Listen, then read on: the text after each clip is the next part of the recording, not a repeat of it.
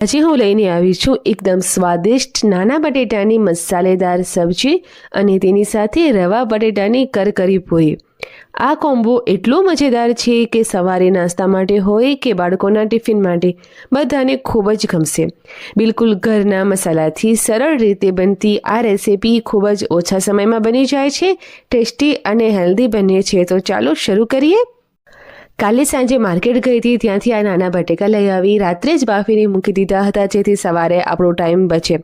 મેં સરસ રીતે તેની છાલ ઉતારી લીધી। હવે ખાંડની દસ્તામાં આપણે લઈશું લસણ, થોડો આદુ અને 7 થી 8 લીલા મરચાંને આપણે 2 ફાડિયામાં કાપી લેવાના છે અને બસ થોડું મીઠું નાખી અને સરસ રીતે કૂટી લઈશું। અને આપણે દરદરી એવી પેસ્ટ બનાવી લેવાની છે। તમે ઈચ્છો તો આ પ્રોસેસ મિક્સી જારમાં પણ કરી શકો છો, પણ આ રીતે કરવાથી વધારે સ્વાદિષ્ટ લાગતું હોય છે। થોડા આપણે લીલા ધાણા પણ એડ કરી દઈએ, તેનાથી પણ એકદમ સરસ એવું ફ્લેવર આવી જશે। તો આ શાક આપણે લીલા મસાલાથી બનાવવાના છે।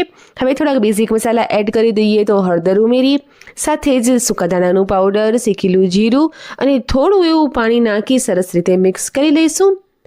તો આ રીતે એકદમ સ્મૂથ એવી પેસ્ટ બનીને તૈયાર થઈ જશે। તેને આપણે સાઈડમાં રાખી દેવાની છે। થોડી વાર મૂકી રાખવાથી પાણી ઓબ્ઝર્વ કરી લેશે અને પેસ્ટ રેડી થશે। હવે શાકના વઘાર માટે એક કડાઈમાં આપણે 2 ચમચા જેટલું તેલ ગરમ કરીશું અને તેમાં રાઈનો વઘાર કરીએ। તેની સાથે જ આપણે જીરું પણ એડ કરી દેવાનું છે। રાઈ જીરું સરસ રીતે ફૂટે એટલે થોડી હિંગ નાખી દઈશું।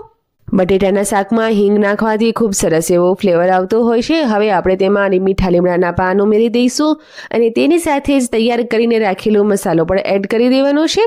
અને હા, એક વાત તો ખ્યાલ જરૂરથી રાખજો કે આ બધી જ પ્રોસેસ કરતી વખતે આપણે ગેસની ફ્લેમ એકદમ સ્લો રાખી છે, જેનાથી આપણું વઘાર અને મસાલો બળે નહીં। તો ધીમા તાપે આપણે તેલ છૂટું પડે ને ત્યાં સુધી સાંતળી લેવાનો છે મસાલો। અહીં આપણે લીલા મસાલાથી બનાવી રહ્યા છીએ। લાલ મરચાંના પાવડરનો ઉપયોગ ટાળ્યો છે, પણ 1 ચમચી જેટલા ચીલી ફ્લેક્સ જરૂરથી ઉમેરીશ। આવું કરવાથી શાકનો કલર પણ સરસ આવશે અને ટેસ્ટ પણ ઓર ચડી જશે। બસ 1 ચમચી જેટલા ચીલી ફ્લેક્સ ઉમેરી દીધા, સરસ રીતે મિક્સ કરી લઈએ। તમે જોઈ શકો છો મસાલામાંથી તેલ છૂટું પડી રહ્યું છે। તો હવે આપણે જે બાફેલા બટેટા છે તે એડ કરી દેવાના છે। એક વાતનું ખ્યાલ રાખવાનું કે બટેટા ઠંડા હશે ને તો આ રીતે મિક્સ કરતી વખતે તે તૂટશે નહીં, એટલે બટેટા તમે પહેલેથી જ જો બાફી રાખો તો તમારું કામ વધારે સરળ થઈ જશે।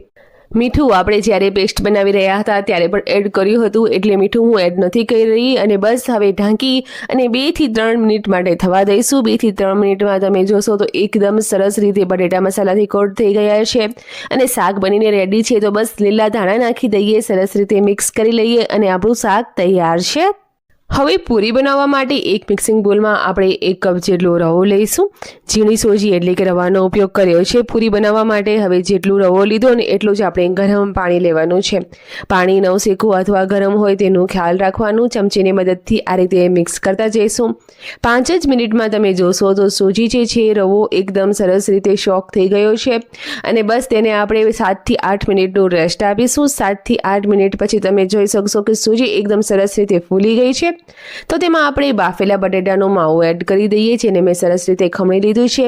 લીલા ધાણા, લીલા મરચાંની પેસ્ટ અને થોડાક બેઝિક મસાલા એડ કરીશું, જેમાં મેં ચીલી ફ્લેક્સનો પણ ઉપયોગ કર્યો છે। મસાલા તમે તમારી ઈચ્છા મુજબ વધારે કે ઓછા નાખી શકો છો। મીઠું નાખીશું, હળદર અને તેની સાથે થોડું ચાટ મસાલો પણ આપણે એડ કરી દઈએ। બસ હવે વધારે કોઈ મસાલા ના નાખતા આપણે ઘઉંના લોટનો ઉપયોગ કરીશું, તો 1 વાટકી અથવા કપ જેટલું ઘઉંનો લોટ ઉમેરી દઈએ અને બસ બધું જ સરખી રીતે આપણે મિક્સ કરી દઈશું। તો અહીં તમારે પાણીની બિલકુલ પણ જરૂર નહીં પડે અને એકદમ કઠણ અને સરસ એવું લોટ બંધાઈને તૈયાર થઈ જશે। તમે જોઈ શકો છો એકદમ પરફેક્ટ બાઇન્ડિંગ આવી ગઈ છે। તો લોટમાંથી આ રીતે નાના નાના લોયા કરી લઈશું અને પાટલા ઉપર થોડું તેલ લગાવી અને પૂરી વણી લેવાની છે। તો મીડિયમ થિકનેસવાળી આ પૂરી આપણે વણી લઈએ અને નાની વાટકી કે પછી ઢાંકણાની મદદથી આ રીતે એકદમ પરફેક્ટ એવું ગોળ શેપ આપી અને બધી જ પૂરી આ રીતે આપણે રેડી કરી લેવાની છે। બસ એક વાતનું ખ્યાલ રાખવાનું કે પૂરી વધારે પાતળી ના હોય। પૂરી વણતી વખતે મેં તેલ ગરમ કરવા માટે મૂકી દીધું હતું, તો તેલ ગરમ થઈ ગયું એટલે બસ આપણે ફટાફટથી પૂરીઓ તળી લઈશું। એક વાતનો ખ્યાલ રાખવાનું કે તેલ જે છે એ એકદમ સરસ રીતે ગરમ થયેલું હોવું જોઈએ અને તળતી વખતે ગેસની ફ્લેમ આપણે મીડિયમ રાખવાની છે. એકદમ હાઈ ફ્લેમ નથી રાખવાની અને એકદમ સ્લો પણ નથી રાખવાની. બસ મીડિયમ ફ્લેમ પર આપણે બધી જ પૂરીઓ તળી લેવાની છે. તો આ રીતે એક પછી એક ફૂલેલી પૂરીઓ તમારી બનીને તૈયાર થઈ જશે. તો કોઈ પણ જાતનું મોણ નાખ્યા વગર એકદમ કરકરી અને ફૂલેલી એવી સૂજી અને આલુની પૂરી બનાવવાની ટ્રીક તમને જો ગમી હોય તો વિડીયોને લાઈક જરૂરથી કરજો. તો તમે જોઈ શકો છો પૂરીઓ આપણી બનીને તૈયાર છે. તો મિત્રો આ રીતે તૈયાર છે આપણી નાના બટેટાની સ્વાદિષ્ટ સબ્જી અને કરકરી રવા બટેટાની પૂરી. ખાવામાં મજા આવે તેવી અને બનાવવામાં એકદમ સહેલી અને બાળકોના લંચ બોક્સ માટે તો એકદમથી પરફેક્ટ. તમે પણ જરૂરથી ટ્રાય કરજો અને કોમેન્ટમાં મને જણાવજો કે તમને કેવું લાગ્યું.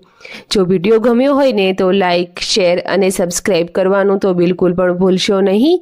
ફરી મળીએ આપણે નવી રેસિપી સાથે. Thank you so much.